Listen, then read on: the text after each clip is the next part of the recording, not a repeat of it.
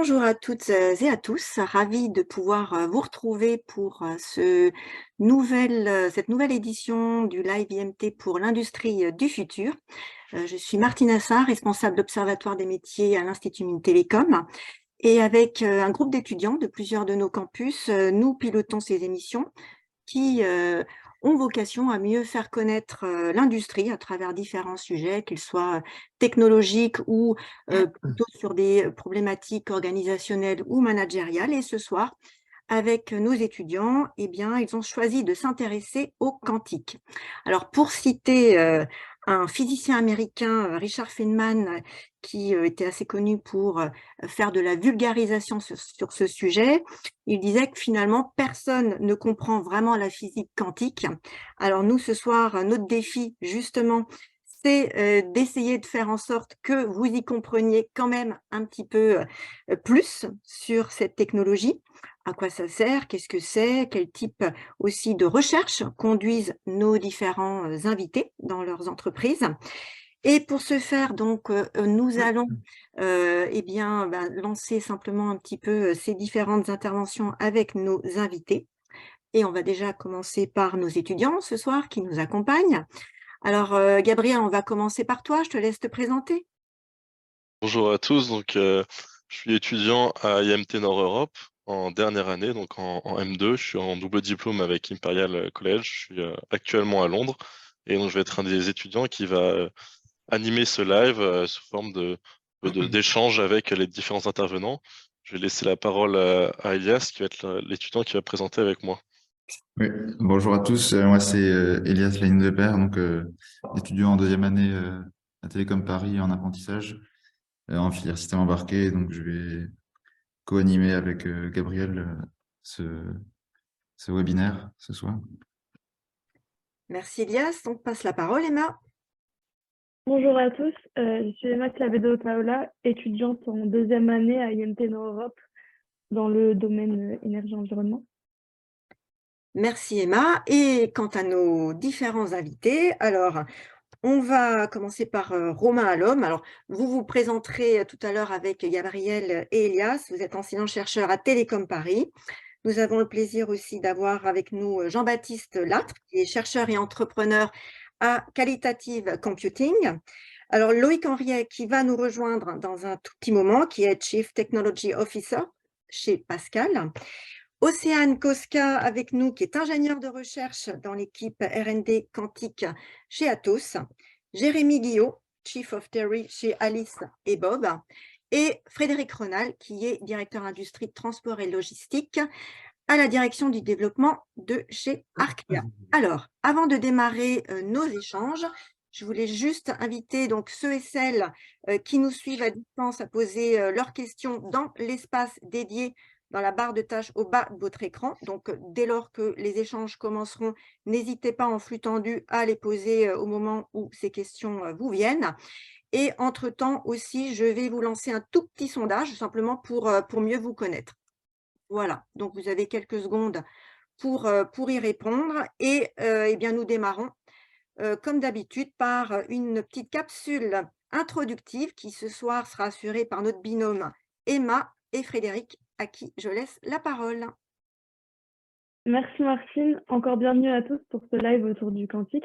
Le quantique, c'est quelque chose qu'on entend souvent parler. Si on a fait des études scientifiques en physique, c'est pas forcément la tasse de thé de tout le monde avec l'aspect un peu contre-intuitif. Frédéric, je vais te laisser la main pour que tu donnes ton point de vue sur cette thématique, ce qu'elle t'inspire et peut-être aussi les principaux enjeux qui vont avec celle-ci, s'il te plaît.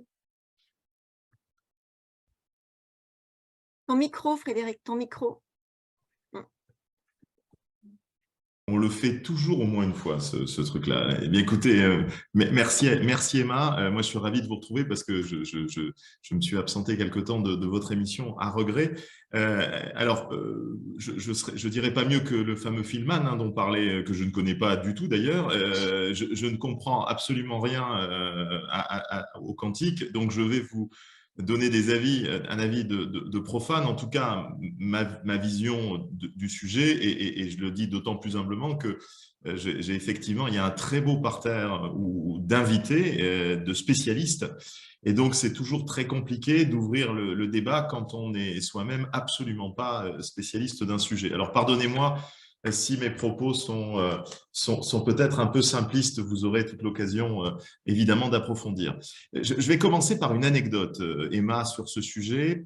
À Marseille, j'ai eu la chance de participer à une conférence des deux jumeaux les plus célèbres de France, qui sont malheureusement décédés du Covid, les frères Bogdanov. Alors on les aime ou on les aime pas, mais en attendant, c'était quand même des gens qui avaient fait un certain nombre d'études sur le sujet, et ils étaient venus faire une présentation sur le futur, hein. Ils aimaient beaucoup parler du futur, et à une question qui leur a été posée, la question leur a été posée de savoir quelle était pour eux, pour le futur, la technologie, l'invention qui allait changer le monde.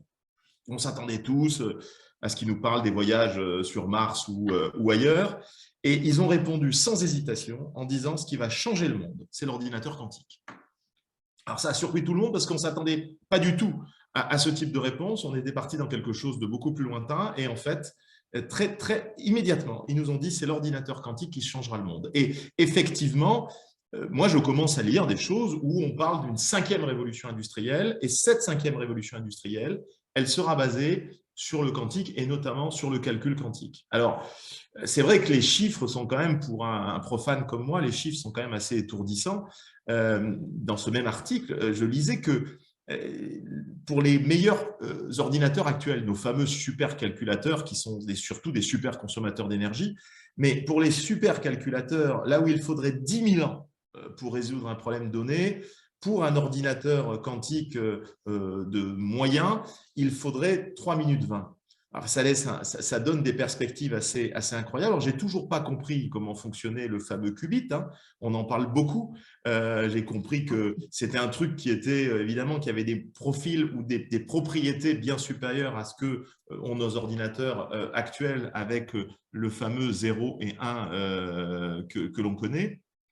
Et donc, apparemment, cette technologie va changer le monde. Et on voit apparaître déjà beaucoup de secteurs, beaucoup de domaines qui disent finalement c'est cette puissance de calcul permise par le quantique qui va véritablement changer la dimension de nos secteurs. Alors, on parle de l'intelligence artificielle, hein, et notamment cette intelligence artificielle qui, au travers des probabilités, va étudier un certain nombre de scénarios d'apprentissage.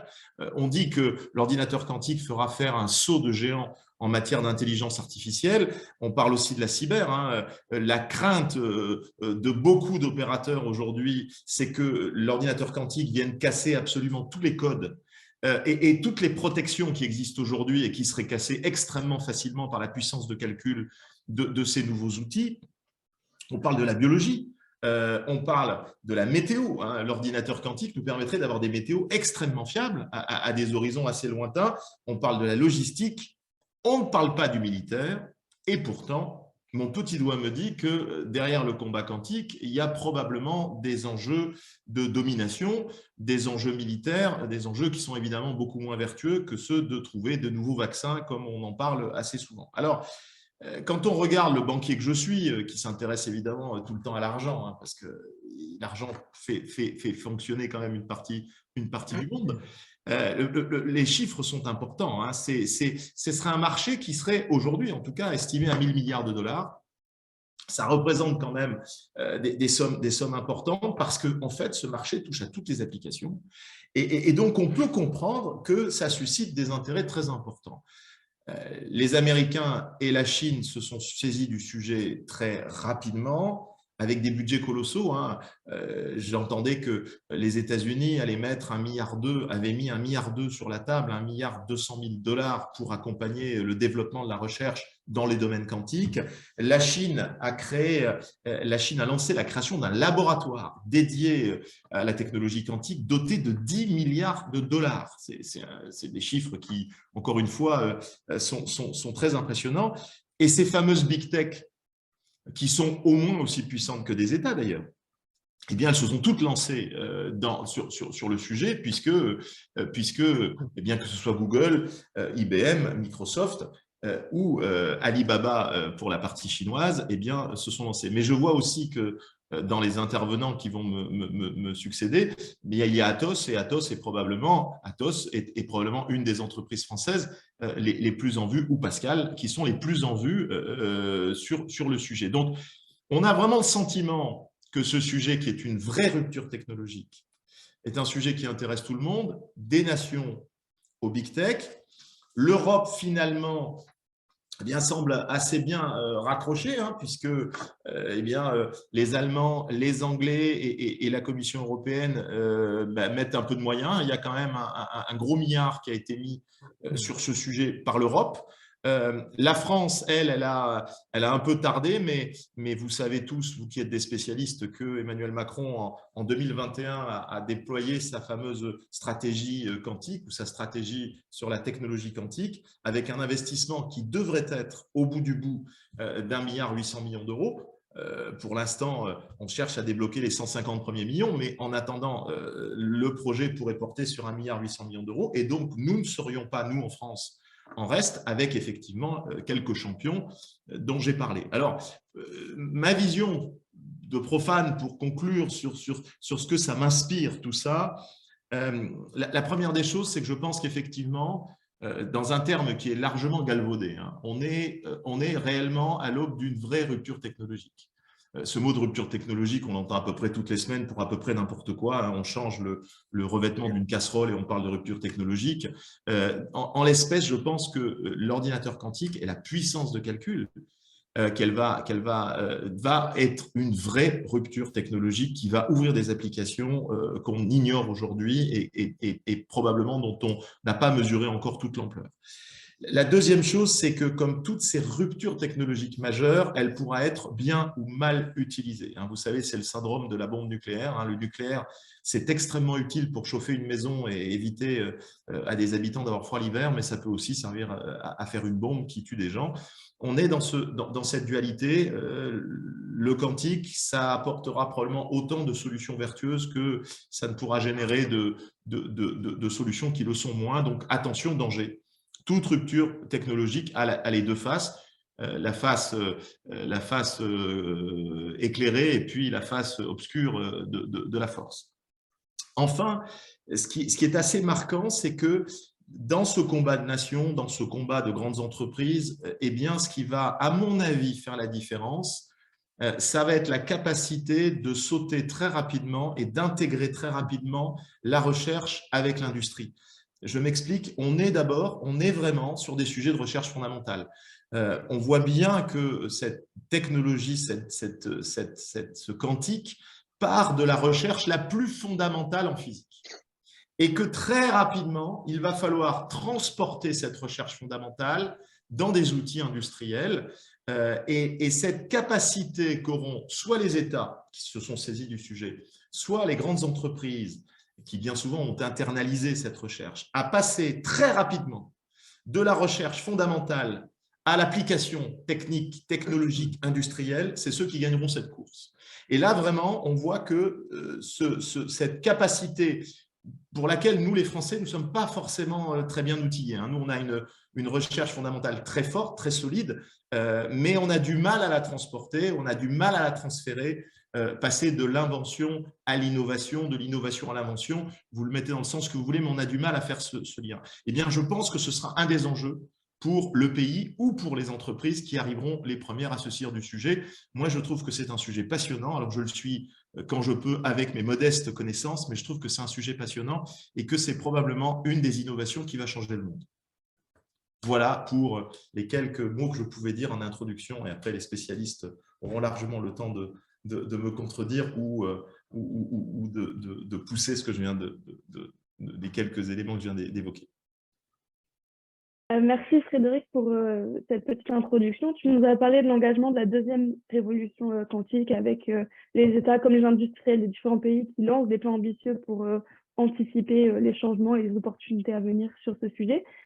C'est quelque chose d'avenir. Est-ce que tu connais quelques utilisations industrielles actuelles de la physique quantique qui a aussi révolutionné à plus petite échelle les industries, par exemple? Oh bah, l'utilisation la plus connue du quantique, c'est le GPS, hein. C'est l'utilisation la plus connue. Et puis tout ce qui dérive de l'horloge atomique, en fait, puisque c'est le principe qui est utilisé. Ça, c'est un principe qui est utilisé depuis déjà très longtemps. Donc tout ce qui dérive en fait de l'horloge atomique et notamment le GPS sont déjà des utilisations, mais des utilisations qui évidemment n'ont rien à voir avec ce qu'elles seront demain. Aujourd'hui, il n'y a pas, à ma connaissance, mais encore une fois, nos spécialistes nous démontreront peut-être le contraire, mais à ma connaissance, on est dans des phases aujourd'hui expérimentales, il n'y a pas d'utilisation industrielle au sens classique du terme, c'est-à-dire à grande échelle de cette technologie. Je comprends aussi de ce que je peux lire à droite et à gauche qu'il y a différentes technologies qui font partie de cet environnement quantique, mais qui peuvent être utilisées notamment dans le cadre d'un ordinateur, hein. Il y a plusieurs technologies, ou en tout cas qui semblent s'affronter ou se challenger. Aujourd'hui, il n'y a pas de réelle application. On reste vraiment dans quelque chose qui est de l'innovation à venir. Mais il y a déjà énormément de recherche qui a été engagée et il y a déjà des pistes extrêmement sérieuses avec déjà, de ce que je comprends aussi, des modèles qui tournent, qui fonctionnent, qui délivrent avec, et c'était le problème du quantique, avec des niveaux de qualité qui ont largement dépassé les 90% et qui, pour certains d'entre eux, dépasseraient les 95%. Donc, on aurait un outil qui deviendrait de plus en plus fiable et à partir de là, qui pourrait être utilisé à d'autres applications. Mais on est encore en phase où on n'est pas du tout dans une application industrielle du quantique. Pas encore. Merci beaucoup Frédéric pour toutes ces informations et ces précisions. Je passe donc la main à Gabriel pour amorcer les questions avec nos intervenants. Merci beaucoup pour cette superbe introduction. Bon, on va commencer sans plus attendre avec Romain. Donc, vous êtes notre premier spécialiste. Est-ce que vous pouvez vous présenter brièvement? Oui. Donc, bonjour à toutes et à tous. Donc, je suis Romain Léon, je suis professeur à Télécom Paris. Je suis aussi responsable d'une équipe qui s'appelle Curiosity, une équipe de recherche entre l'INRIA et l'Institut Polytechnique de Paris. Donc Curiosity, dans lequel on travaille sur le traitement quantique de l'information et la cryptographie principalement. Et il y a une dizaine d'années, j'avais aussi fondé une start-up qui s'appelle SecureNet, qui avait commercialisé le premier système au monde international de communication quantique à variable continue, aussi pour des applications de cryptographie. Ok, merci beaucoup. On va commencer tout de suite. On va commencer avec une présentation générale, histoire de un peu se mettre dans le bain pour les plus néophytes, de comprendre un peu plus qu'est-ce que le quantique. Est-ce que vous pouvez nous faire cette petite présentation, une petite chronologie? Les transparents, effectivement, c'était plutôt à la fin, je pense, mais on peut en parler maintenant. Donc, je suis aussi coordinateur à Télécom Paris. On fait l'enseignement du quantique en première, deuxième et troisième année d'école d'ingénieur. Et en troisième année, depuis quelques années, on développe un programme un peu spécialisé qu'on appelle Quantum Engineering. Donc, qui est un programme sur 6 mois, donc on peut passer au transparent suivant. Un programme sur 6 mois, donc intensif, donc à temps plein, disons, sur l'ingénierie, les communications quantiques et notamment la partie informatique quantique. Donc, c'est un programme qui est mené en partenariat avec notamment l'Université Paris-Saclay, donc entre IP Paris et l'Université Paris-Saclay, notamment l'ENS Paris-Saclay avec le programme Artec. Donc, on propose en fait 4 cours plus un cours de tutorat, donc de formation au formalisme, de rattrapage aussi des bases pour les différents étudiants en début de cursus. Puis ensuite, donc, à travers Artec, des cours de physique quantique avec le prix Nobel Alain Aspect, des cours, et pas aussi Philippe Grangier, Jean-François Roch, des cours de hardware quantique, comment fonctionnent les ordinateurs quantiques, les systèmes de communication quantique, des cours d'algorithmique quantique, de calcul quantique à Télécom Paris, et aussi des cours sur les codes correcteurs d'erreurs quantiques, qui sont un élément important pour construire les futurs ordinateurs quantiques. En parallèle de ça, on encadre les élèves dans un projet supervisé de recherche qu'on appelle PRIME, qui est à mi-temps, donc une grande partie aussi pendant les 6 mois de temps, c'est déjà de se former à la recherche. Et on assiste, on aide les étudiants à chercher un stage, donc déjà à prospecter parmi les entreprises et les laboratoires de recherche et à trouver un stage qui généralement va constituer les 6 derniers mois de leur année. Donc, on a déjà eu 4 promotions maintenant de Quantum Engineering. Là, c'est le devenir de quelques étudiants. Donc, la plupart font des thèses dans le domaine quantique, donc aussi bien des thèses en entreprise qu'en laboratoire. Certains vont directement être ingénieurs. Par exemple, Arnaud Gazda est ingénieur chez Atos. Il venait des mines de Saint-Étienne. Et donc, on a aussi plusieurs élèves qui font des thèses dans des grands labos internationaux et voilà, qui sont donc des futurs chercheurs actifs dans le domaine de l'informatique quantique.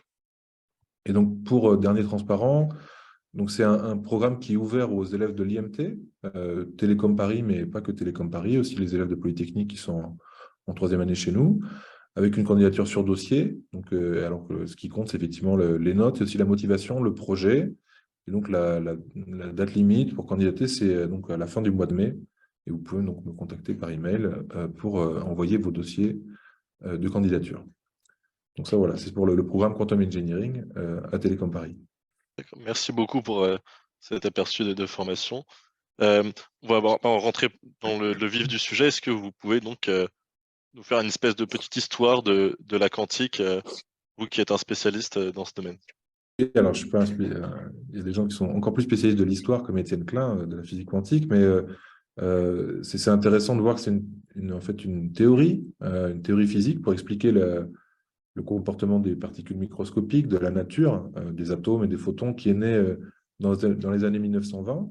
Et en un petit nombre d'années, la théorie a été vraiment élaborée donc, par des scientifiques comme Niels Bohr ou Schrödinger ou Heisenberg, et aussi le français De Broglie. Et à partir de cette théorie, en fait, il se trouve qu'elle explique très très bien le comportement des atomes. Donc on peut comprendre l'interaction entre la lumière et la matière. On peut comprendre les couleurs, le spectre de la lumière émis par exemple par une lampe à vapeur de sodium, mais aussi par le soleil. Et on peut utiliser cette théorie pour fabriquer des outils qui sont maintenant majeurs dans les technologies de l'information, comme des sources cohérentes de lumière, les lasers, donc, qui vont servir massivement aux télécommunications, mais aussi éventuellement au calcul.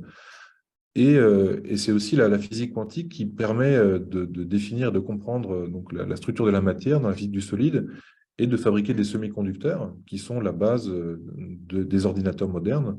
Donc on peut dire qu'on a d'ores et déjà vécu, donc on peut aussi mentionner la RMN pour la médecine, on a d'ores et déjà vécu une révolution technologique au XXe siècle qui est largement basée sur la physique quantique et qui conditionne le monde technologique, numérique dans lequel on vit.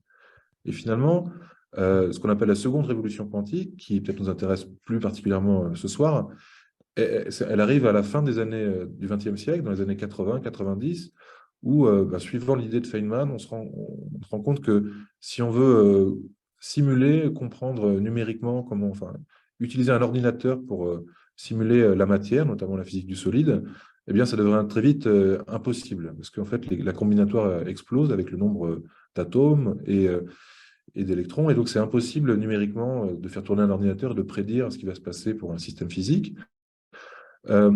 Mais par contre, Feynman il a eu l'idée qu'on pouvait utiliser un autre système quantique pour simuler le premier. Ça, c'est donc l'idée de la simulation quantique, c'est qu'un système quantique, s'il est très bien contrôlé, il va pouvoir aider à résoudre des calculs, des problèmes donc calculatoires, des problèmes algorithmiques qui sont hors de portée des ordinateurs traditionnels, classiques. Et ça, c'est aussi la même idée qui est là, dans un domaine plus disons, informatique, algorithmique, qui est utilisé, qui est la base du calcul quantique, à savoir qu'un système qui ferait des calculs avec des bits quantiques, qui peut être en superposition, et pas uniquement 0 et 1, mais en superposition de 0 et de 1, un tel système peut, pour certaines tâches calculatoires, être beaucoup plus puissant, voire exponentiellement plus puissant, pour résoudre des problèmes algorithmiques. Et ça peut avoir des implications très importantes pour la cryptographie, mais également pour la chimie, à nouveau pour la physique du solide, voire éventuellement à plus long terme pour le machine learning. D'accord, donc vous avez cité plusieurs domaines différents. Est-ce que on a parlé avant de capteurs, il me semble, donc il n'y a pas que le calcul quantique à proprement parler. Est-ce que vous pouvez donner justement quelques secteurs différents, quelques exemples d'applications de cette technologie? C'est une bonne remarque, effectivement. Donc, c'est souvent le calcul quantique qui absorbe le plus les esprits, et c'est vrai que aussi les investissements là, qui ont été mentionnés sont plutôt, notamment pour ce défi de faire des calculateurs basés sur la physique quantique qui seraient très largement plus puissants que ceux qu'on a aujourd'hui. Mais le panel des technologies quantiques, il y a d'autres applications que le calcul, effectivement. Donc la simulation, c'est une variante du calcul, c'est pas tout à fait la même chose. Mais il y a aussi des applications qui fonctionnent déjà, qui ont déjà été un peu mentionnées, comme les horloges, mais aussi, en fait, essentiellement les capteurs quantiques. Donc on peut utiliser la physique quantique pour fabriquer des systèmes qui vont faire des mesures de quantité, le champ gravitationnel, donc le temps, de façon beaucoup plus précise que des systèmes qui utiliseraient justement la logique classique. Et donc ça, c'est le domaine des capteurs quantiques, de la métrologie, et c'est presque le domaine qui est le plus mûr au niveau industriel. Il y a déjà des entreprises qui vendent pour des applications, pas forcément à grande échelle, mais des systèmes quantiques voilà, qui vont reposer sur la logique quantique pour faire des mesures de précision. Et c'est un domaine qui se développe avec l'informatique quantique. Et un autre domaine dans lequel je travaille beaucoup, c'est la cryptographie. C'est effectivement, on peut utiliser les propriétés quantiques, notamment le fait qu'un système quantique il est sensible à la mesure, pour en fait garantir l'échange sécurisé d'informations ou réaliser plus largement des tâches cryptographiques avec des propriétés de sécurité qu'on ne peut pas avoir classiquement. Donc, on peut envisager de fortement augmenter la sécurité des systèmes numériques et physiques en utilisant la cryptographie quantique. D'accord, merci beaucoup pour ça. Peut-être une dernière question justement sur cette question de sécurité. On parle aussi de failles de sécurité, notamment d'un algorithme qu'on pourrait casser, qui est censé être difficile à percer pour la communication, mais qui pourrait casser avec la quantique. À quel point est-ce que justement cette quantique permettrait de Oui. Donc, craquer c'est vrai, cette communication? effectivement, il y a deux faces du quantique pour la cryptographie. Et la face qui est souvent mentionnée, c'est que si on avait un grand ordinateur quantique, et donc il y a un algorithme qui a été proposé en 1994 par Shor, qui dit que si on avait un grand ordinateur quantique, alors on saurait factoriser, résoudre le problème de factorisation d'un nombre produit de deux nombres premiers efficacement. Donc, et ça, ce problème de factorisation, on ne sait pas le résoudre avec un ordinateur classique efficacement. C'est un problème qui est sous-exponentiel, dont la complexité croît très vite quand le nombre devient grand. Or, avec un algorithme quantique, avec un ordinateur quantique, ce problème devient polynomial, donc beaucoup plus rapide. On peut envisager, potentiellement, si on avait un ordinateur quantique, il faudrait quand même qu'il soit d'assez grande taille pour que ce soit intéressant. Il faudrait typiquement des millions de qubits, donc on en est encore assez loin. Mais si on avait un ordinateur quantique de grande taille, alors la cryptographie qui est largement déployée, la cryptographie avec le public, serait très menacée. Donc ça, c'est une menace qui est prise très au sérieux. Et les cryptographes, de domaine aussi bien classique que quantique, développent une nouvelle génération d'algorithmes quantiques de cryptographie, pardon, qu'on appelle post-quantique, qui visent à résister, y compris à un ordinateur quantique, donc à faire de la cryptographie avec les publics qui soit résistante à ce type d'ordinateur qui constitue potentiellement à moyen terme une menace pour la cryptographie existante. D'accord, oui, ok. Donc c'est quand même dans un temps plutôt long, effectivement, d'avoir plusieurs millions de Alors oui, pas tout à fait. C'est plutôt long, mais le problème, c'est que les données que vous voulez sécuriser, vous pouvez les échanger aujourd'hui. Et si quelqu'un enregistre toutes les communications, comme cette vidéo aujourd'hui, il peut éventuellement l'enregistrer aujourd'hui, puis attendre d'avoir un ordinateur quantique pour le déchiffrer. Et donc, c'est éventuellement un problème qui se pose dès aujourd'hui, même si on n'a pas aujourd'hui un grand ordinateur quantique. Il y a peut-être des données que vous voulez sécuriser 20 ans, 30 ans, et il faut agir dès maintenant. C'est vrai que les données sensibles maintenant, en fait, voilà, faut anticiper que potentiellement elles seront craquables plus tard. D'accord.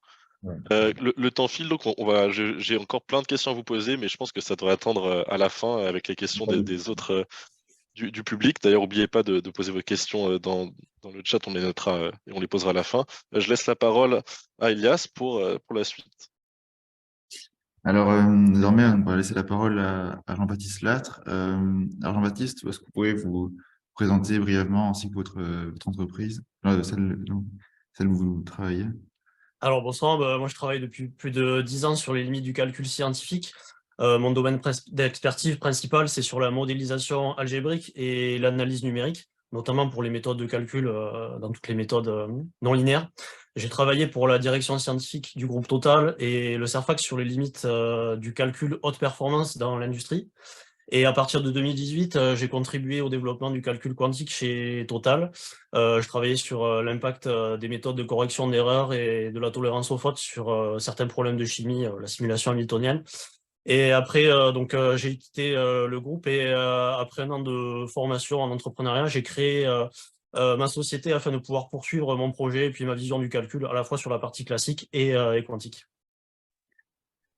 D'accord. Et donc, selon vous, quelles sont les limites les limites du quantique aujourd'hui et quels sont les problèmes que les nouvelles technologies quantiques essayent de surmonter, tels que Alors, comme l'a rappelé le- Romain tout à l'heure, là, moi, je vais parler uniquement de la partie calcul quantique, puisqu'il y a toutes les autres disciplines, capteurs, etc.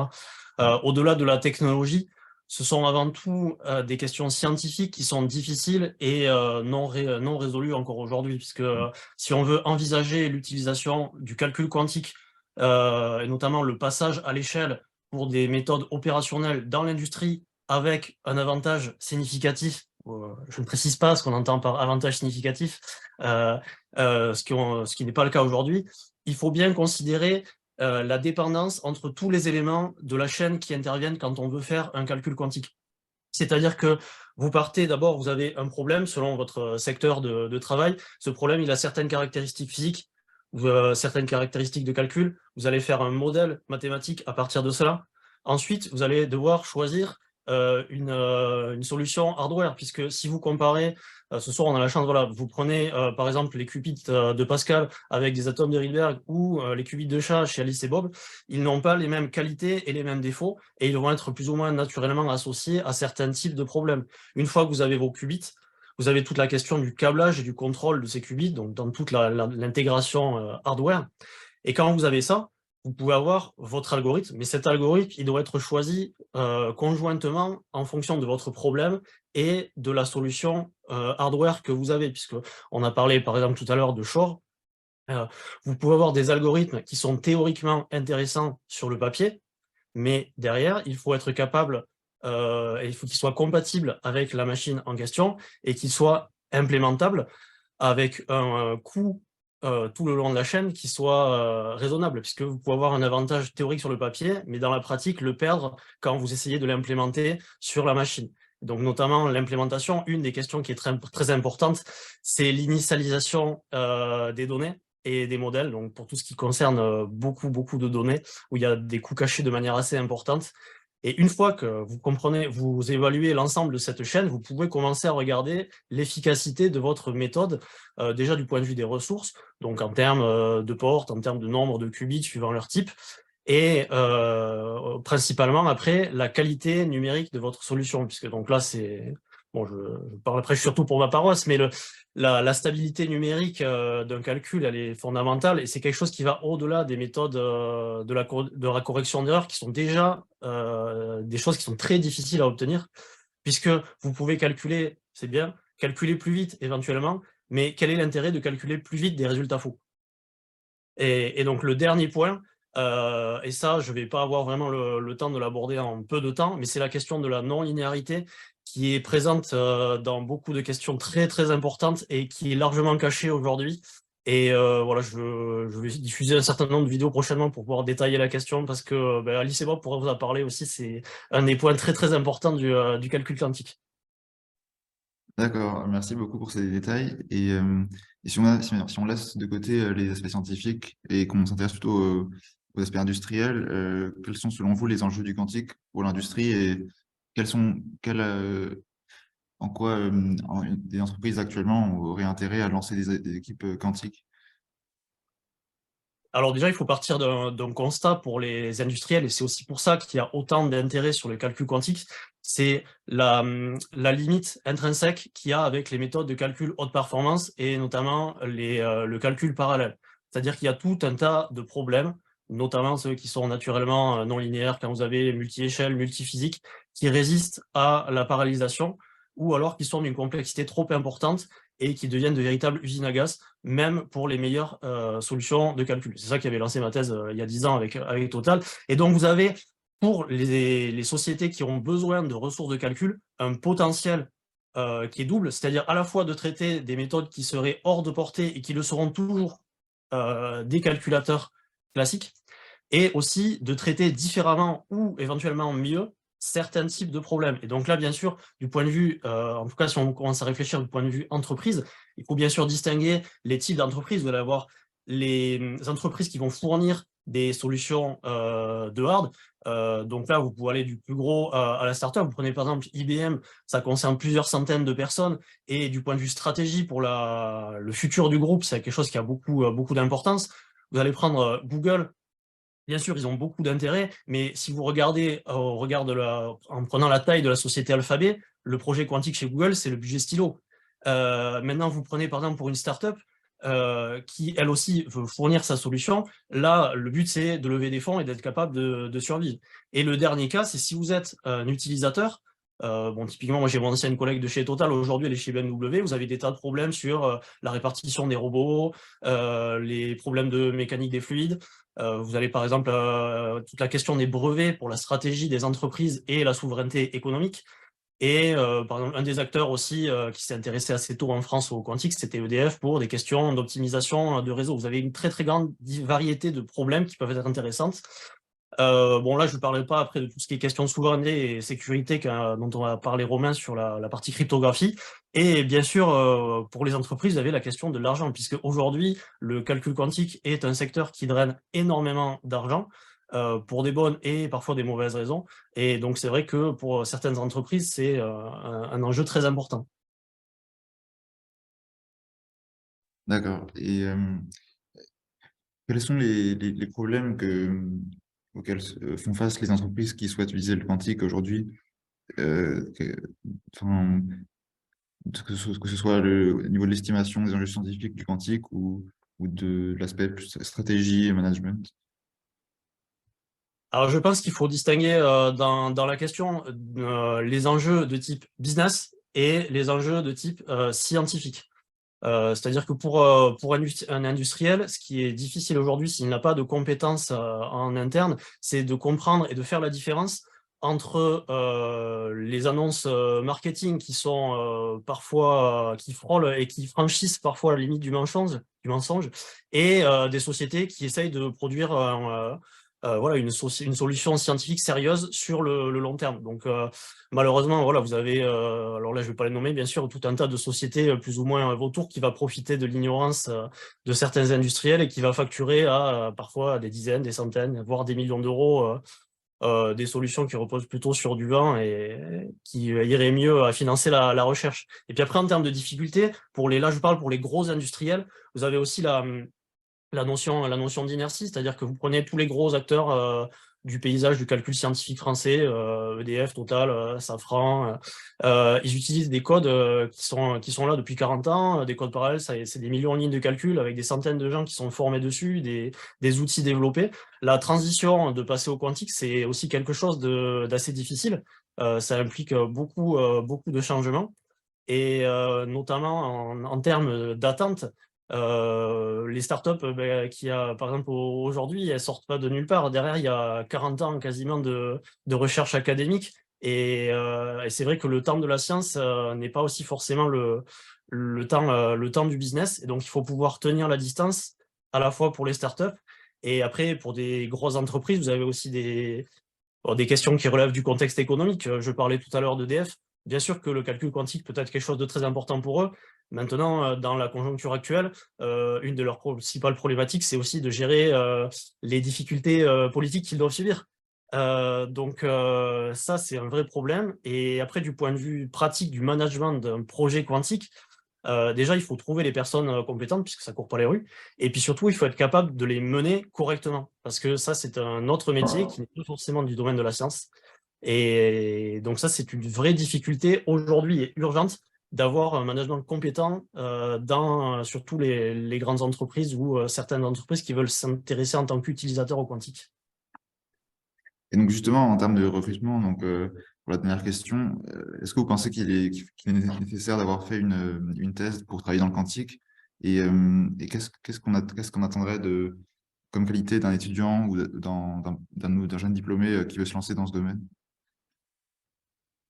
Je pense que ça dépend de ce que vous entendez par dire travailler dans le quantique. C'est sûr que si vous voulez travailler sur les méthodes de correction d'erreurs, de décomposition des opérateurs, ou sur vraiment des parties difficiles du hardware, je veux dire, il n'y a pas longtemps, je ne sais pas s'ils ont trouvé leur perle rare, mais Alice et Bob, ils ont publié une annonce physicien théorique. La moitié de leur annonce, c'est par exemple de l'analyse numérique. Donc le calcul quantique, c'est quelque chose qui, quand on veut travailler vraiment sur les méthodes avancées, a besoin de beaucoup de disciplines différentes qu'il faut mélanger, qu'il faut assimiler. Donc oui, il y a quand même beaucoup de choses.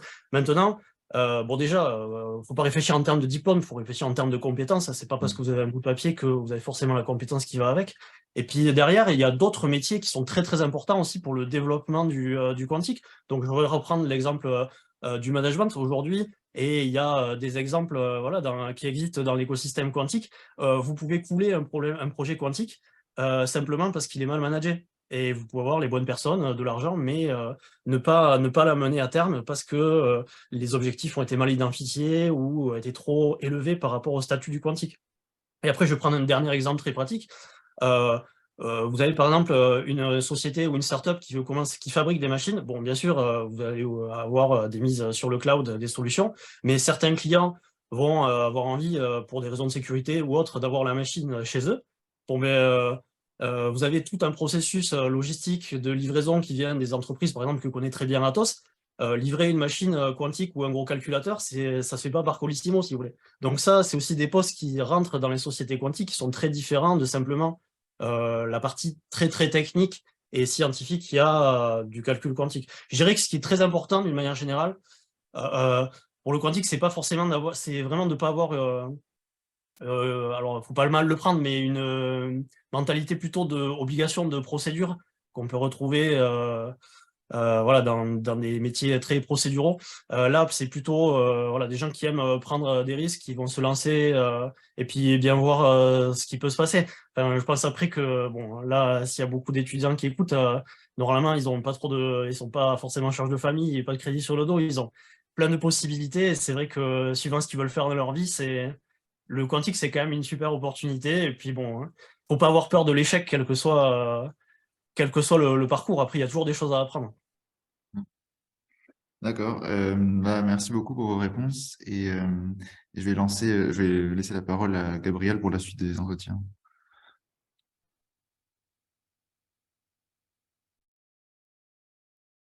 Gabriel, tu es mute. Désolé, je disais merci beaucoup à Jean-Baptiste et à Elias donc, pour cette présentation. On va continuer avec vous, Jérémy. Je vous laisse vous présenter rapidement, puis on enchaînera avec la présentation de votre entreprise après. Ça marche. Bonsoir à tous, merci de m'avoir invité. C'est sympa de participer à cet événement. Moi, je suis Jérémy Guillot, je dirige l'équipe de recherche théorique chez Alice et Bob depuis la création de l'entreprise il y a quasiment 3 ans. J'ai une formation d'ingénieur généraliste et ensuite j'avais fait un master 2 en maths appliquées avant de me tourner vers l'information quantique. J'ai fait ma thèse à INRIA au sein de l'équipe quantique en, en, en correction d'erreurs générales et code bosonique en particulier. Et voilà. D'accord. On va justement continuer avec l'entreprise et avant la présentation de l'entreprise, juste le nom Alice et Bob qu'on entend beaucoup, il y en a peut-être pour qui ça parle pas. Si vous pouvez aussi présenter pourquoi Alice et Bob. Alors, Alice et Bob, c'est un peu une private joke de physiciens quantiques en général. Alors, ça vient plus du domaine de la cryptographie quantique, où en général, quand il y a deux personnages, enfin, deux points A et B, les physiciens appellent ça Alice et Bob. Et typiquement, il y a aussi souvent Eve qui est l'espion. Donc voilà, c'était une référence qui vient pas d'ailleurs particulièrement du calcul quantique, mais plutôt de la crypto. Super. Et on voit, je vois un petit peu dans certains cours, on a vu ces deux individus nous poser beaucoup de problèmes. On continue avec votre entreprise. Quelle est votre entreprise, un peu son histoire et sa particularité? Donc Alice et Bob, c'est une start-up parisienne qui a été donc fondée il y a quasiment 3 ans, dont l'objectif est de construire du hardware quantique, donc de construire un processeur pour faire du calcul. La technologie qu'on utilise, c'est les circuits supraconducteurs, donc c'est les mêmes que Google, IBM ou que beaucoup d'acteurs à l'heure actuelle. Mais on utilise des qubits qui sont un peu plus récents, plus nouveaux, qui s'appellent des qubits de chat. Alice et Bob, au début, c'est une spin-off de groupe académique en fait de l'écosystème des circuits supraconducteurs en France. Donc dans le board scientifique fondateur, il y a les mines, les deux ENS de Ulm et de Lyon, INRIA et le CEA. Donc comme ça a été mentionné, en fait, en général, la plupart des startups aujourd'hui sont vraiment se proposent d'industrialiser de la recherche académique qui en fait est plus vieille.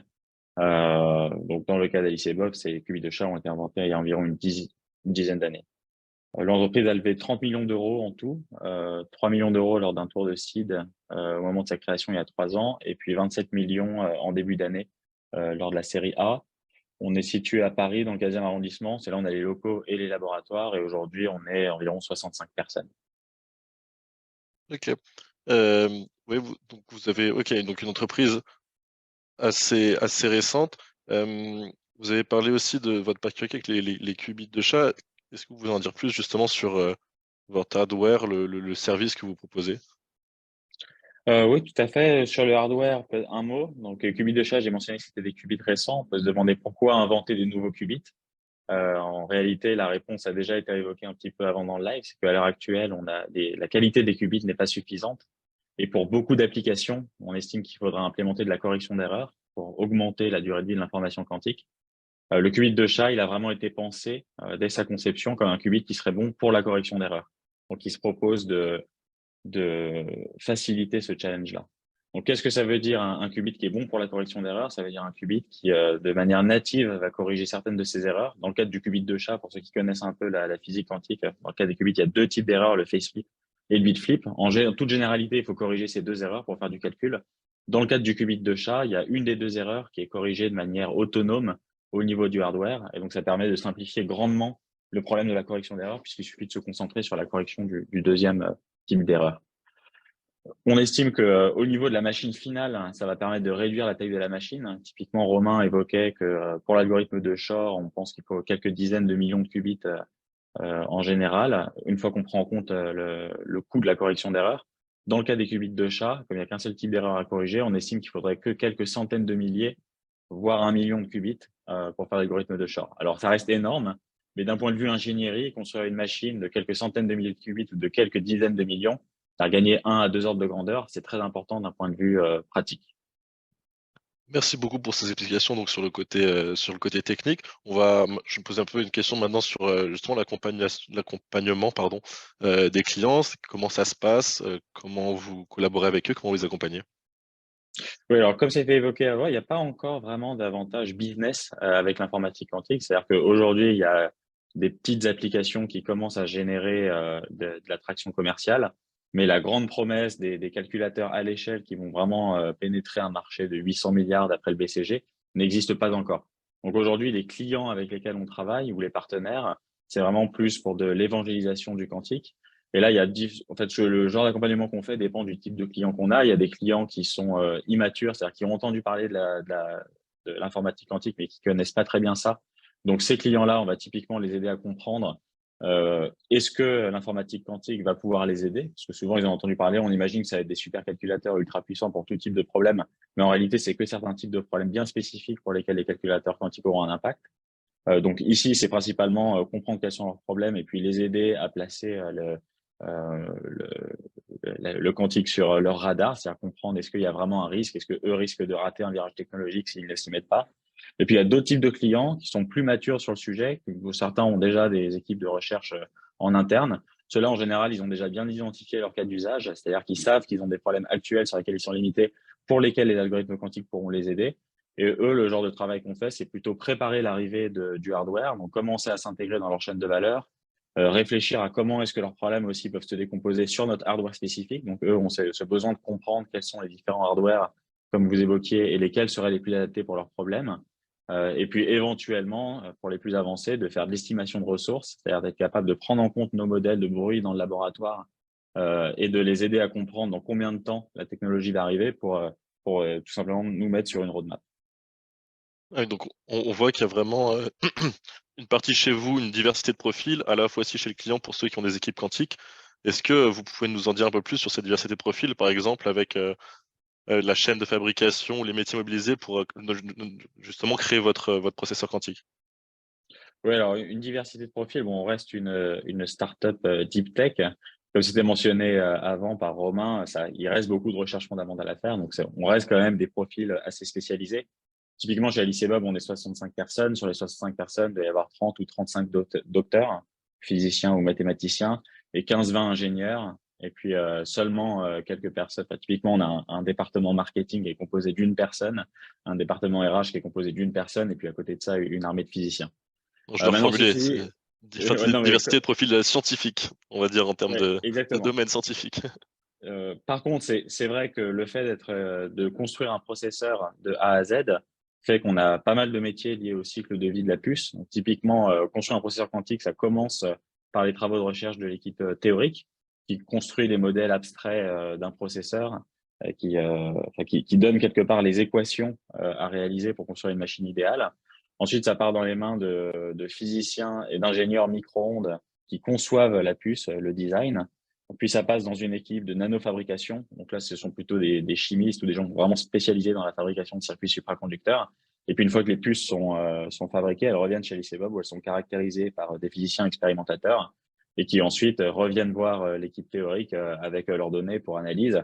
Et l'idée, c'est d'itérer ce cycle en augmentant le nombre de qubits, en augmentant la qualité des qubits, en continuant comme ça de comprendre la physique de ces systèmes complexes. Donc effectivement, on a plein d'ingénieurs. Et ça va des métiers, typiquement les ingénieurs micro-ondes sont par exemple des gens qui viennent du spatial ou de l'industrie des telcos, en tout cas des gens qui ne connaissent rien à la physique quantique, qui n'ont pas besoin en fait de connaître ça.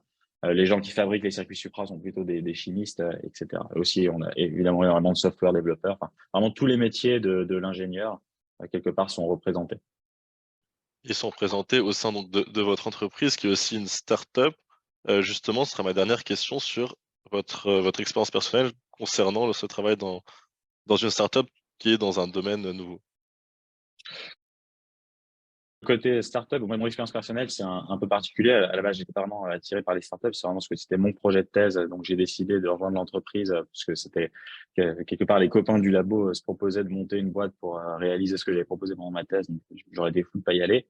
Après, ce que j'ai découvert sur le tas, c'est que c'est extrêmement excitant de bosser dans une startup, de voir aussi en 3 ans un projet passer de 4 personnes autour d'une table à 65 personnes, une vraie entreprise. Les avantages, je dirais, par rapport à la recherche académique que moi j'avais connue avant, c'est que vraiment on travaille en équipe de manière spécialisée. Le fait d'avoir pu recruter vraiment des ingénieurs métiers et de bosser en équipe fait que le cycle est beaucoup plus rapide. La qualité aussi du processeur qu'on construit est bien plus important. C'est l'idée d'industrialiser une techno par rapport à la recherche académique qui est plus là à valider des preuves de principe. Et puis enfin, le côté startup lui-même, on est 65 personnes, on a une moyenne d'âge de 30 ans. On fait des soirées vraiment sympas. Enfin, il y a vraiment un côté entreprise jeune et dynamique. Et c'est un super compromis. Sans faire de concessions sur le niveau scientifique et l'excellence académique, on fait vraiment de la recherche fondamentale. Il y a vraiment ce côté fun aussi qui est plaisant dans une startup. Merci, ça donne envie de rejoindre au moins l'expérience startup et puis pourquoi pas le quantique. On va continuer avec. Merci beaucoup à vous. On va continuer avec une autre entreprise. Je vais te laisser la main, Elias. Oui, enfin, tu t'interrogeais pas, Océane, ou sinon je passe directement à... Non, comme ça, on se répartit. Ok, Je l'interrogerai Océane après que ouais. tu fais ton... Ok, donc je vais interroger Loïc, Loïc Henriet de chez Pascal. Est-ce que vous pourriez vous présenter brièvement? Oui, bonjour, bonjour à tous. Donc, je suis Loïc Henriet, le CTO de Pascal. Alors, j'ai fait je suis ingénieur et docteur de formation. Donc, j'ai fait mes études d'ingénieur à l'école polytechnique. Après quoi, je me suis spécialisé en physique quantique avec un master à l'école normale supérieure. Et j'ai ensuite fait une thèse en physique quantique à l'école polytechnique à nouveau. J'ai travaillé encore quelques années dans le monde académique, notamment à l'Institut des sciences photoniques à Barcelone. Donc, mon travail a tourné autour de la description de comment un ensemble d'atomes en interaction se comportent et la dynamique d'un tel système au cours du temps. Et donc, j'ai rejoint Pascal en 2019, au tout début de l'entreprise. Et donc, maintenant, je suis le directeur technique. Je m'occupe de superviser l'intégralité de la recherche et développement, que ce soit au niveau hardware, matériel et logiciel, application. Et donc, oui, voilà, c'est en quelques mots une présentation de mon parcours. Et donc, Pascal, est-ce que vous pourriez présenter rapidement ce que vous faites chez Pascal et sur quel hardware vous travaillez et quels objectifs vous avez à long terme, par exemple l'avantage quantique ou d'avoir développé une solution qui pourrait être accessible en software as a service, par exemple. Ouais, bah donc avec plaisir. Donc Pascal, c'est une entreprise qui a été créée en 2019. C'est une spin-off de l'Institut d'optique sur le plateau de Saclay, du groupe d'Antoine Brawes, Thierry Lahey et Alain Aspect. Et donc la particularité de notre technologie, c'est qu'on utilise comme qubit des atomes individuels. Donc il y a plusieurs, comme on l'a entendu déjà aujourd'hui, donc il y a plusieurs types de technologies, de hardware pour lesquels, qui peuvent servir de base à la construction d'un processeur quantique. Donc nous, on utilise des atomes individuels. Donc ce qui se passe, c'est qu'on a une enceinte à vide dans laquelle on fait un vide très poussé et on arrive à isoler quelques atomes, jusqu'à quelques centaines d'atomes, qui vont être nos qubits. Donc le 0 et le 1 de nos qubits, ça va être des états électroniques distincts de ces atomes individuels. Donc avec des lasers, on va pouvoir agir sur ces qubits pour réaliser des opérations soit individuelles, des portes à un qubit, ou aussi des interactions collectives qui permettent de générer de l'intrication. Donc, c'est une startup qui est issue de plus de 20 ans, même un peu plus de recherche à l'Institut d'optique. Il y a évidemment d'autres universités dans le monde qui se focalisent sur les mêmes technologies. Et à partir de 2019, du coup, les cofondateurs académiques ainsi que d'autres personnes ont jugé que c'était le bon moment pour créer une entreprise pour essayer de valoriser cette technologie. Cette technologie, elle a été à la base développée pour les problèmes de simulation quantique dont Romain parlait précédemment.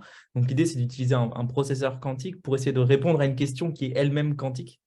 Donc par exemple, comment se comporte un aimant quand il est placé à très basse température, quelles sont les particularités de tel ou tel matériau. Donc le problème est lui-même quantique, c'est-à-dire que c'est en résolvant une équation ou un système d'équations quantique qu'on peut avoir accès à cette réponse. Et il se trouve que pour la simulation quantique, les atomes neutres, donc les atomes individuels, ont été une plateforme qui a donné des très bons résultats. Et c'est une particularité assez importante, c'est que notre hardware peut déjà, à l'heure actuelle, donner des réponses à des questions ouvertes en sciences, notamment en sciences des matériaux, pour des problèmes de simulation quantique. Donc ça intéresse évidemment la communauté académique.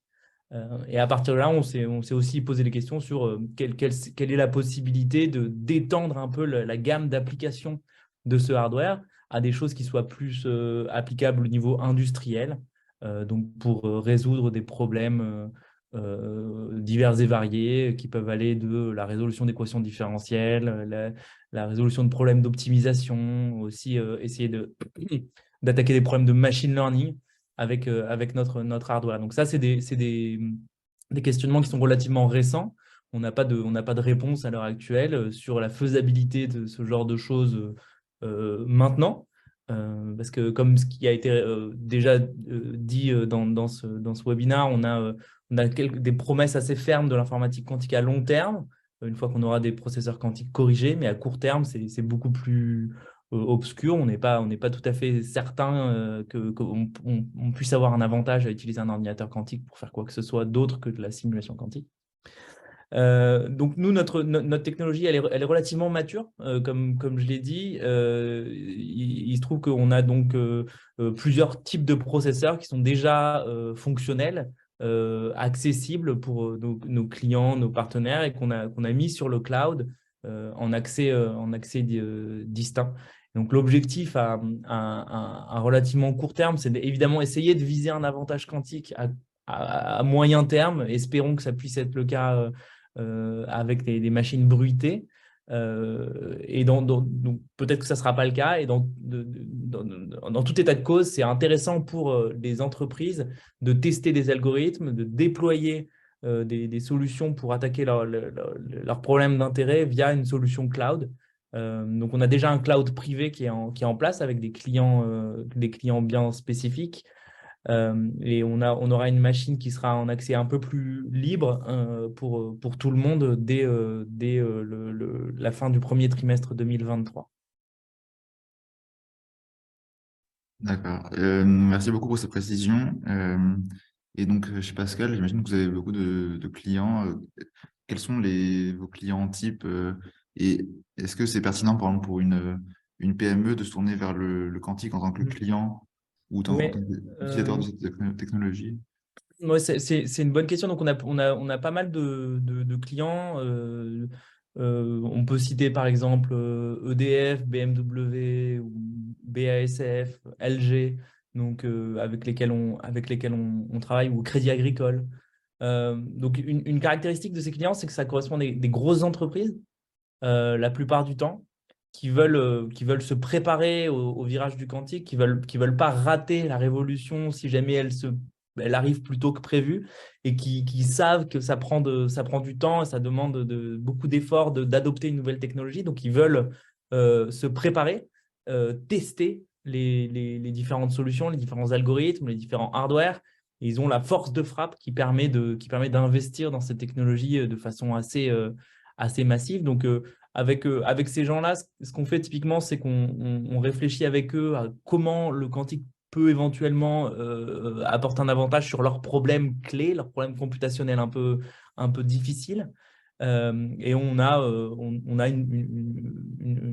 un contrat qui s'étend sur 1 an, 18 mois, sur lequel on développe un algorithme et on l'implémente sur le hardware pour jauger la performance obtenue. Donc, c'est ce qu'on a fait avec Crédit Agricole, par exemple, avec une récente publication avec des résultats de hardware sur un problème de risque de crédit. Donc, c'est essayer d'estimer le risque de crédit d'une entreprise en fonction des données de cette entreprise. Donc, ça nécessite pas mal d'efforts de leur part, d'investissement, d'avoir aussi des gens qui se forment en interne au quantique. Et donc ça, c'est un peu caractéristique des grosses entreprises. Pour l'instant, c'est assez compliqué pour des PME qui ne sont pas spécialisées dans le quantique de se tourner vers un partenaire comme Pascal ou comme d'autres startups, parce qu'ils n'ont pas la force de frappe ou l'horizon, le temps long pour investir dans une telle entreprise. D'accord. Merci beaucoup. Alors, on manque un peu de temps, mais donc, je vais passer à une dernière question. Chez Pascal, quel type d'ingénieur recrutez-vous? De quelle formation, quelles compétences attendez-vous des ingénieurs que vous recrutez?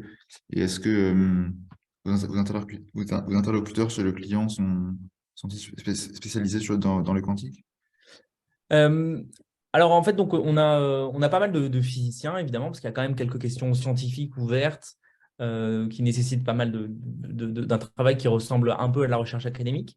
Mais une des spécificités de Pascal, comme je l'ai dit, c'est que notre hardware est relativement mûr par rapport à d'autres technologies, ce qui nous permet de passer à une phase d'industrialisation où on a des besoins assez forts d'ingénieurs spécialisés dans certains métiers, comme par exemple l'optique, évidemment, parce qu'on utilise des lasers et des composants optiques pour manipuler nos qubits. En mécanique, parce qu'on a des structures à vide et des montages un peu compliqués, de l'électronique ultra rapide pour arriver à maîtriser et à envoyer de l'information sur nos processeurs. Donc, des métiers de software aussi, donc avec du software embarqué notamment. Donc, on a pas mal un fonctionnement en termes de bureau d'études où on a des équipes qui sont spécialisées métiers et où on a beaucoup de besoins dans ce domaine-là. Évidemment, il y a aussi besoin d'ingénieurs un peu généralistes qui permettent qui ont la capacité d'appréhender, de comprendre un peu les enjeux liés à la fois à l'électronique, l'optique, la mécanique, le quantique aussi, évidemment.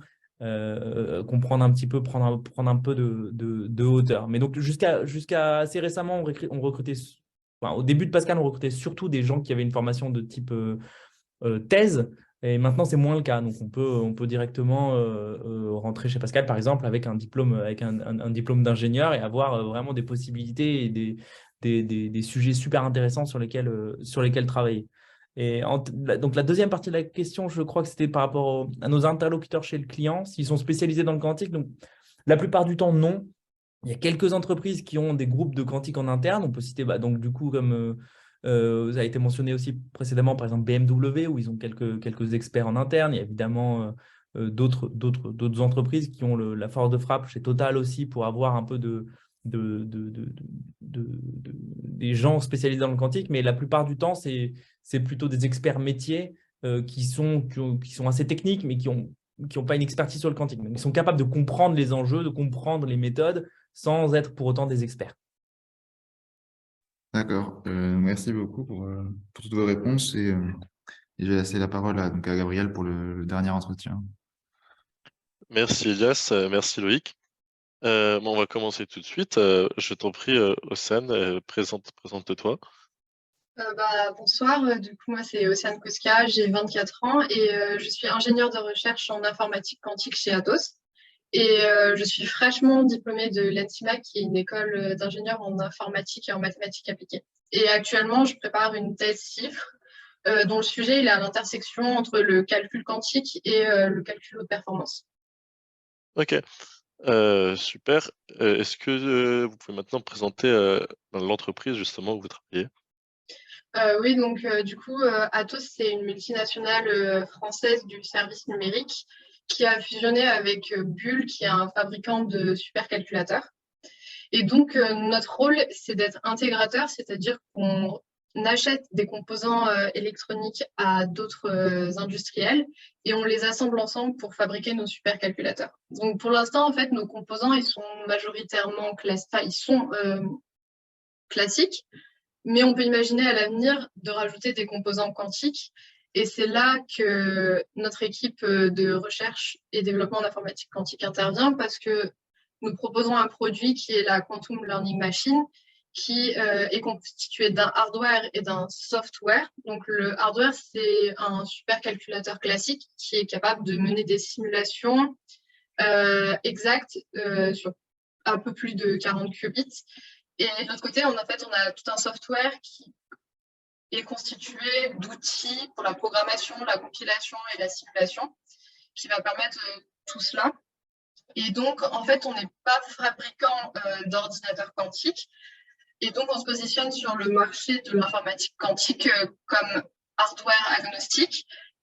Et notre objectif, nous, c'est vraiment de préparer l'intégration du quantique au sein du supercalcul classique qu'on connaît aujourd'hui. D'accord, donc c'est un peu de l'anticipation. J'imagine que la limite des 40 qubits, c'est des limites des contraintes techniques, justement, où c'est pas possible de simuler plus, ou il y a une autre raison?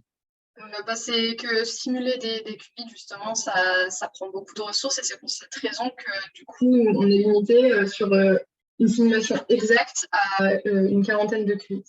D'accord. Et donc, pour ce software, est-ce que vous allez utiliser quel langage de programmation? Est-ce qu'il y en a un qui est un peu commun, qui va se détacher des autres? Est-ce qu'il y en a plusieurs pour chaque tâche différente, comme on l'a vu sur toutes les applications différentes? Globalement, aujourd'hui, nous, ce qu'on utilise, en tout cas, on a une bibliothèque Python qui s'appelle MyQLM, sur laquelle donc, on vient travailler. Après, il existe d'autres langages en informatique quantique. Il y a des langages plutôt haut niveau, d'autres bas niveau. En haut niveau, par exemple, on va avoir Qiskit, QSharp, Silk qui vont intervenir lorsqu'on va implémenter des algorithmes. Et dans ce cas-là, en fait, ça dépend de l'application qu'on veut et puis du profil du développeur. Et puis après, on a des langages plutôt bas niveau, machine, qui vont s'adresser directement à l'ordinateur quantique. Donc là, ça va être des langages comme Cirq ou Quantum Machine Instruction. Mais dans tous les cas, nous, chez Atos, on travaille plutôt sur... en tout cas, l'interface avec l'utilisateur est plutôt en Python, du coup. Ok, super. Un langage que je connais, donc je suis rassuré. Et justement, pour ce qui est des algorithmes, il y a souvent, on l'a vu avant un peu dans la présentation, l'ordinateur quantique va permettre de tout faire plus rapidement. Est-ce que c'est réel ou est-ce que c'est pas un mythe? Est-ce qu'il y a que certains algorithmes qui peuvent être traités? Justement, en fait, l'ordinateur quantique ne peut pas permettre de tout faire plus rapidement. Et il n'y a que certains algorithmes précis, en fait, qui ont été montrés comme plus efficaces que leur équivalent classique qu'on a actuellement. Et c'est pour cette raison qu'on doit réfléchir à comment les utiliser intelligemment. Donc, on peut s'appuyer, par exemple, sur ce qui se fait pour le calcul parallèle actuel avec les GPU. Donc, on peut avoir cette vision du calcul hétérogène transposée au quantique. Et dans ce cas-là, par exemple, si on veut résoudre un problème qui fait intervenir la résolution d'un système linéaire, par exemple, on va pouvoir utiliser l'ordinateur classique pour traduire le problème en système linéaire qui sera compréhensible par l'ordinateur quantique. Il enverra la tâche à l'ordinateur quantique qui va pouvoir la résoudre, puisqu'aujourd'hui, on sait qu'il y a des algorithmes quantiques plus efficaces pour résoudre les systèmes linéaires comme HHL. Et ensuite, l'ordinateur quantique renverra la réponse à l'ordinateur classique qui sera capable de mener les calculs. Et donc, en fait, on vient tirer l'avantage quantique potentiel localement quand c'est intéressant de l'utiliser. Et sinon, en fait, globalement, il faut imaginer que beaucoup de tâches ne seront pas optimisables à l'aide de l'ordinateur quantique. Merci du coup de lever un peu ce mythe de je vais allumer mon ordinateur, il sera quantique point et tout ira plus vite. Voilà, on en est. C'est pas l'objectif, c'est même pas la possibilité pour l'instant. Je vais maintenant vous poser une petite question sur justement vos accompagnements clients. Quand vous dites que vous préparez à l'implémentation dans le quantique, est-ce que vous allez entraîner les gens à coder, à prendre en main les différents langages, les différents logiciels possibles, l'interaction avec le hardware? Comment ça se passe? Du coup, on a beaucoup de clients qui sont assez différents. On se retrouve avec des industriels qui viennent nous voir avec des cas d'usage, des cas vraiment pratiques d'utilisation. Et eux, ce qu'ils veulent savoir, c'est vraiment l'impact qu'aura le quantique sur leur domaine d'application, sur leur business, et s'ils ont un intérêt en fait à investir dans le quantique, à investir dans la recherche. Et dans ce cas-là, nous, notre rôle, c'est vraiment de les accompagner. Donc, on vient les aider à réfléchir sur justement ces cas d'usage, sur les algorithmes qui peuvent être intéressants et appliqués en fait à leurs problématiques. Et aussi, on vient les aider au niveau de l'appréhension de la technologie et puis aussi de notre, du coup, par rapport à notre produit, la QLM, on les accompagne pour l'utilisation. Mais après aussi, on travaille pour des centres de calcul, des laboratoires de recherche. Et aussi, on fait des collaborations sur des projets financés européens qui donc durent sur plusieurs années. Et par exemple, actuellement, on travaille sur le projet HQI, donc Hybrid Quantum Initiative, et HPCQS, donc High Performance Computer Quantum Simulator, qui vise en fait à réfléchir à justement cette intégration du calcul quantique dans le supercalcul qu'on connaît aujourd'hui. Et du coup, on visait cette hybridation du calcul où on n'aurait plus un CPU et un GPU, mais un CPU, un GPU et un QPU, du coup, qui aurait la possibilité d'accélérer les calculs à l'aide de l'informatique quantique. Merci beaucoup. Et j'ai la toute dernière question, parce que je vois qu'il y a beaucoup de questions qui arrivent. Ma dernière question, donc, comme vous êtes fraîchement diplômé, pardon, comment ça s'est passé, votre formation? Est-ce que c'est possible de s'auto-former? Est-ce qu'il y a des ressources qui sont en ligne maintenant que c'est un domaine qui explose de plus en plus? Oui, donc au niveau de ma formation, moi j'ai une formation de base qui est en informatique et en mathématiques appliquées. Donc j'ai, durant mon cursus, eu aucune formation en quantique. Même si je sais qu'aujourd'hui, il y a certaines écoles du coup, qui proposent des spécialisations en informatique quantique, ça reste très rare. Et donc, pour moi, ça reste toujours possible de pouvoir entrer dans le quantique en choisissant un secteur qui intervient dans le quantique, vu que c'est un domaine très vaste. Donc, on peut faire de l'informatique, des mathématiques, de la physique quantique. Et après, justement, moi, ce que j'ai choisi de faire, c'est de m'auto-former en quantique, du coup, en informatique quantique. Donc ça passe par des recherches personnelles sur Internet, dans des livres, lire des papiers. Et on construit comme ça une base de références. Dans les références que je trouve très intéressantes quand on veut s'auto-former dans le quantique, il y a par exemple la Bible de l'informatique quantique qui est Quantum Computation and Quantum Information de Nielsen and Chuang. Et puis, il y a aussi les cours de Ronald de Wolf qui sont très intéressants parce qu'ils apportent une approche algorithmique en fait, de l'informatique quantique. Donc, c'est vraiment très intéressant de ce point de vue-là pour s'auto-former. Et après, le dernier pas à franchir, c'est de rentrer dans le monde du quantique. Et ça, je pense, pour les étudiants ingénieurs, le plus intéressant, c'est d'avoir un stage en informatique quantique. C'est ce que j'ai fait personnellement. Mon projet de fin d'études chez Atos, du coup, c'était du coup un stage en entreprise dans le secteur de l'informatique quantique. Et donc, nous, chez Atos, par exemple, on propose plusieurs stages chaque année aux étudiants. Qu'on vienne d'école d'ingénieur ou qu'on vienne de master, c'est possible de postuler et de faire un stage chez Atos. Ok, super. Ben, merci beaucoup pour les petits conseils. Peut-être que si les gens n'ont pas eu le temps de noter, tu peux peut-être les mettre dans la discussion. Parce que, Oui, je peux les rajouter.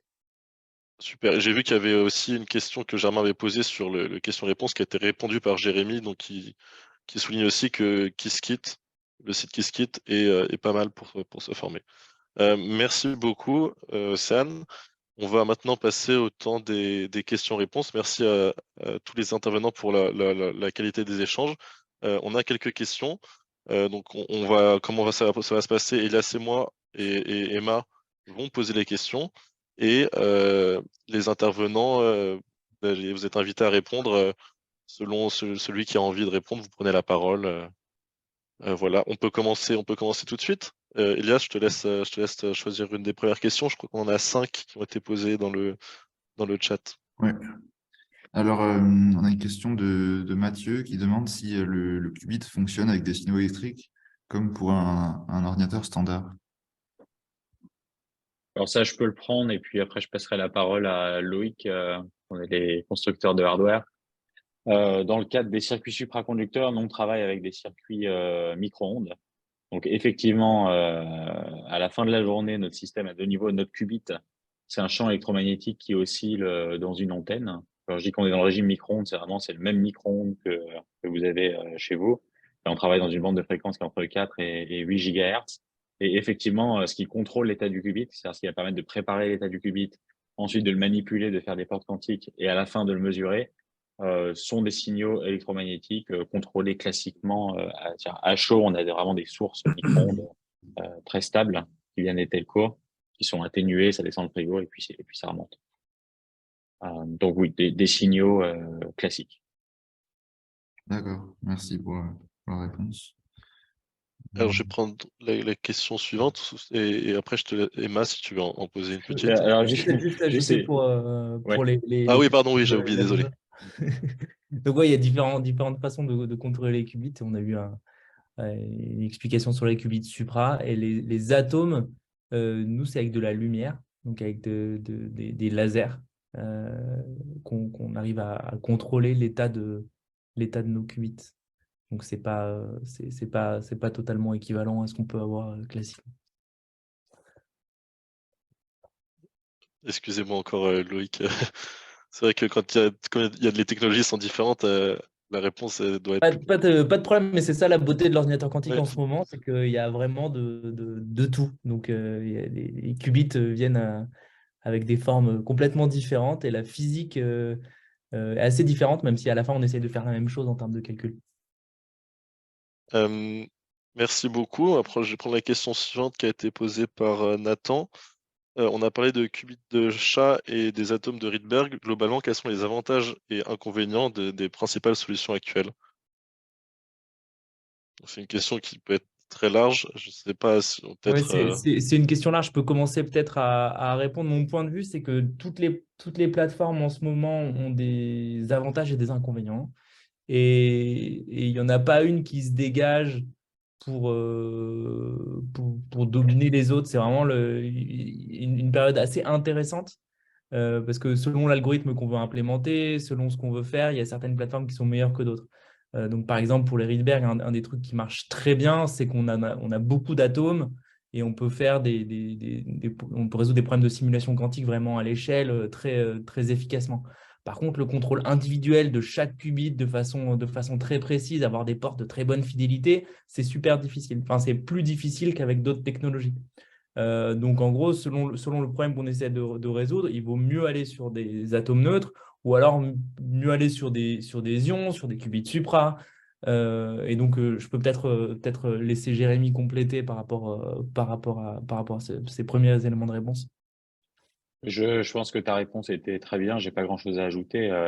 Effectivement, dans la stratégie d'Alice et Bob, par exemple, on cherche pas encore à scaler le nombre de qubits. On se concentre d'abord sur faire marcher la correction d'erreur, ce qui fait que c'est difficile à dire si cette technologie est meilleure qu'une autre, parce que typiquement, si on arrive à faire marcher la correction d'erreur, ça nous mettra en très bonne position.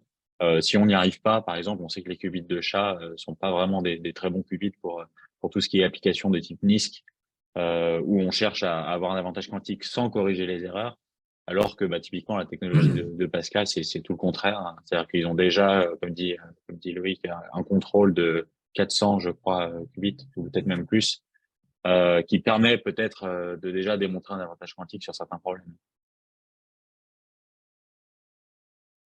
Merci pour cette réponse. J'espère que c'est un petit peu plus clair, Nathan. Emma, est-ce que tu veux poser la question? Je pense qu'on va faire celle de Dorian et puis on va finir par... Ah non, il y en a encore une autre. On va poser celle de Dorian. Oui. Alors déjà, les références ont été placées dans la partie discussion, si vous n'avez pas encore vu. Pour la question de Dorian, il demande s'il est possible d'avoir des estimations temporelles quant au développement des différentes technologies ou on est encore au stade où tout peut encore s'arrêter. Je peux répondre. En fait, je pense que Dorian, il parle plutôt des applications des technologies. En fait, on veut savoir quand est-ce qu'on va avoir un ordinateur quantique qui va révolutionner notre quotidien. Donc ça c'est une question effectivement, qui est peut-être assez ouverte encore. Mais ce qui est sûr, c'est que les technologies, elles ont déjà beaucoup progressé. En fait, comme au XXe siècle, elles ont beaucoup progressé. Mais le fait de fabriquer des systèmes quantiques très bien contrôlés, ça a plein d'impacts sur les technologies qu'on fabrique. Et comme c'était le cas dans le passé, souvent ces technologies-là, après, ça va à d'autres choses. On voit pour les communications quantiques, par exemple, il faut fabriquer des très bons détecteurs de lumière qui détectent les photons un par un. Et puis, ces technologies-là, elles vont avoir un impact pour faire du calcul quantique optique, elles peuvent avoir des conséquences pour les communications spatiales. Et donc, en fait, les technologies, elles sont déjà là, elles ont déjà beaucoup progressé, et elles vont rester, peut-être servir au calcul quantique, peut-être à autre chose. Il peut aussi y avoir des phénomènes où, effectivement, pour une application donnée, on n'a pas la technologie ou les connaissances suffisantes, comme dans l'intelligence artificielle il y a 20 ou 30 ans. Et puis, tout d'un coup, il y a une frontière technologique qui est levée et on y arrive. Donc, pour le quantique, pour l'ensemble des applications qu'on envisage, il peut très bien y avoir des trajectoires comme ça. Merci beaucoup pour votre réponse, Romain. Je vais repasser la main à Elias pour poser une des deux dernières questions. Ouais. Alors, il y a une question un peu longue que je vais raccourcir sur la question de faire des simulations de déplacement d'électrons dans un environnement. On sait que c'est complexe, qu'il y a une grande complexité de la possibilité de trajectoire de ces électrons. Et est-ce qu'on peut imaginer pouvoir faire des modèles autour de la vie d'un électron, alors qu'on a évoqué plutôt le quantique comme fonctionnant autour de l'atome et du photon?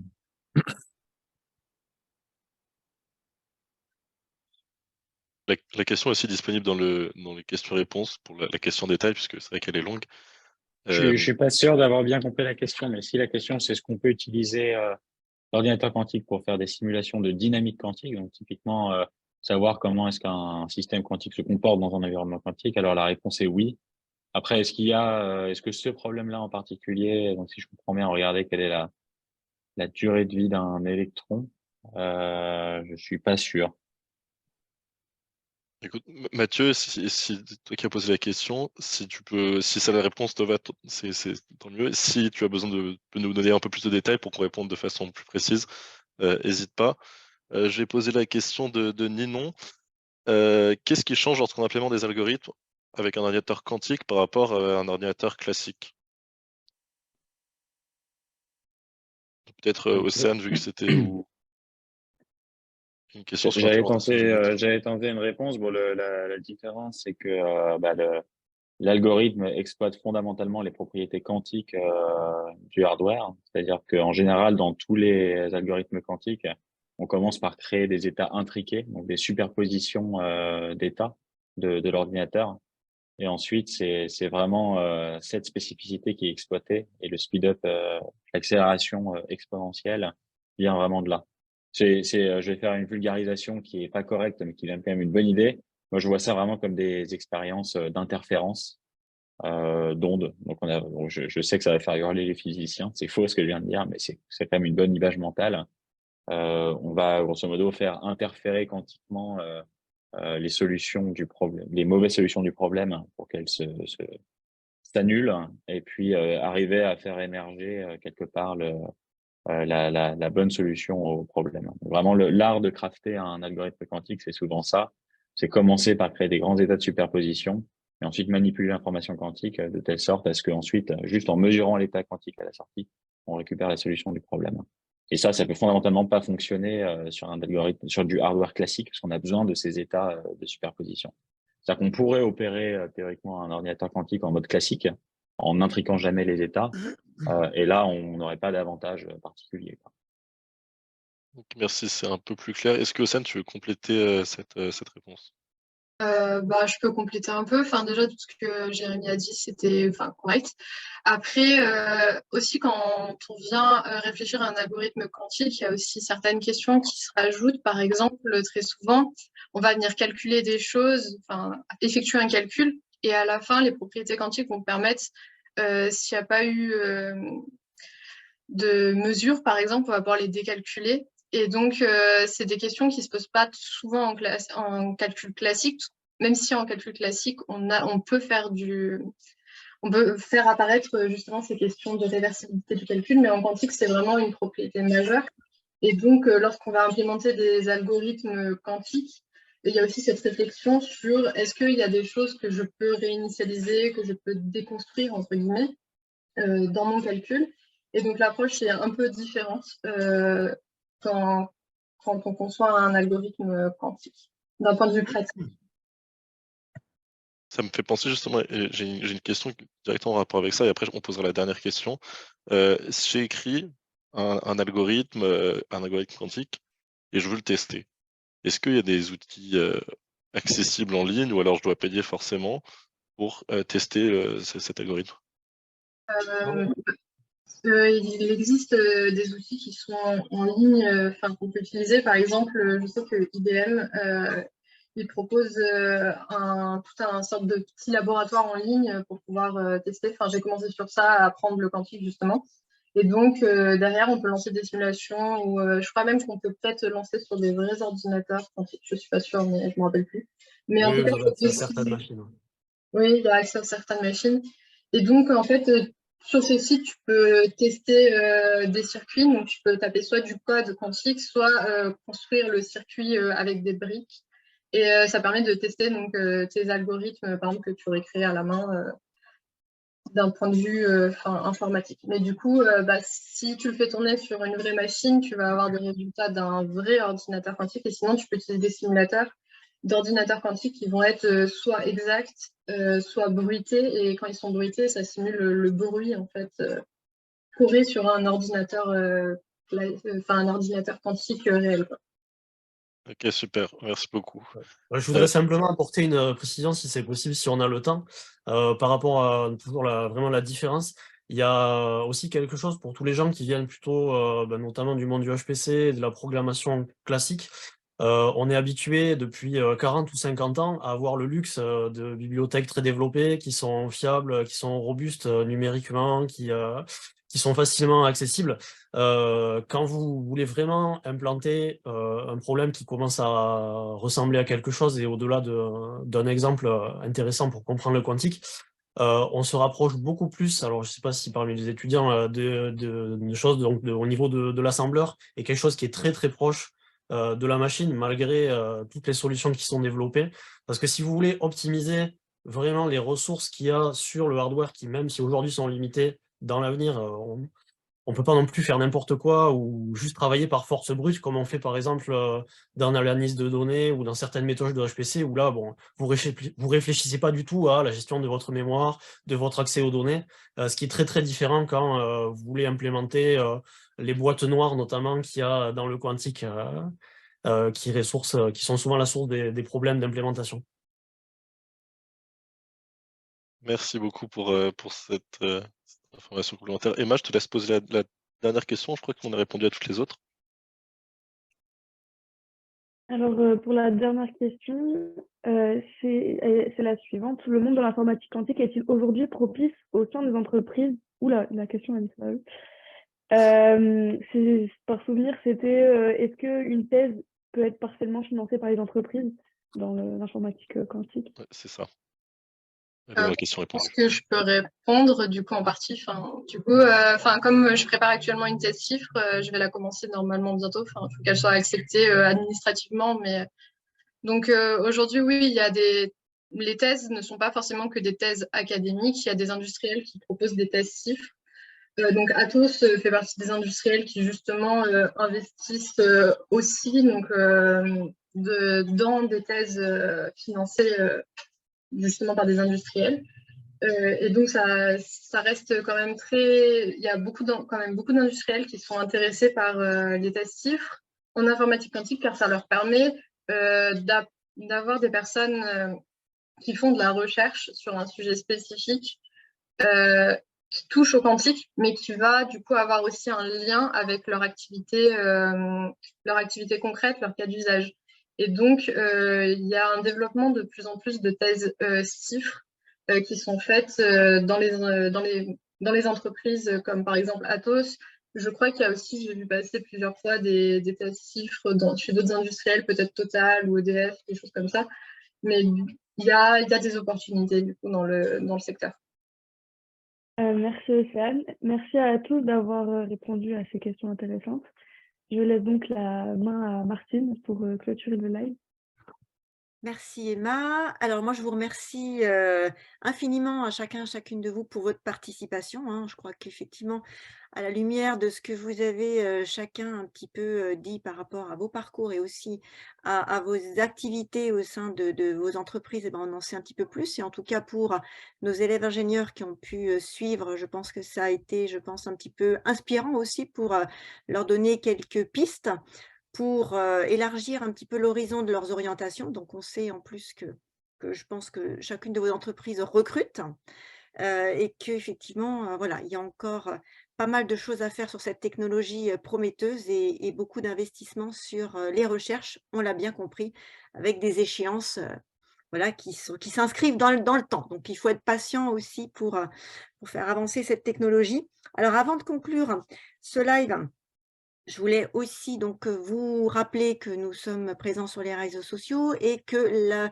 le thème de notre prochain live, qui aura lieu le 16 mars prochain, eh bien, le sujet, ce sera finalement de savoir quels sont les enjeux pour les entreprises industrielles par rapport effectivement aux jeunes diplômés. Voilà pourquoi effectivement c'est important pour l'industrie de se rendre un peu plus attractive pour attirer beaucoup plus nos ingénieurs vers leur carrière et leur métier. Voilà, donc bientôt, effectivement, les inscriptions seront aussi ouvertes pour ce live, donc n'hésitez pas à vous inscrire.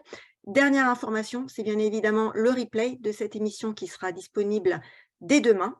Donc, n'hésitez pas simplement à consulter la chaîne YouTube de l'IMT pour trouver directement dans le répertoire dédié à ce live le lien.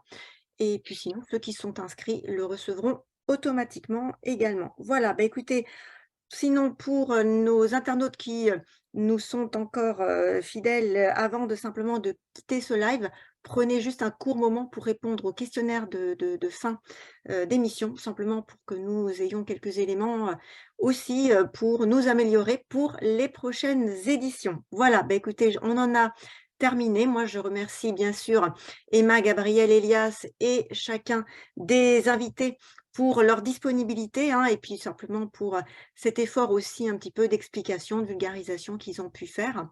Et je vous dis simplement très bonne soirée, très bonne fin de semaine à tous et à très bientôt. Merci beaucoup.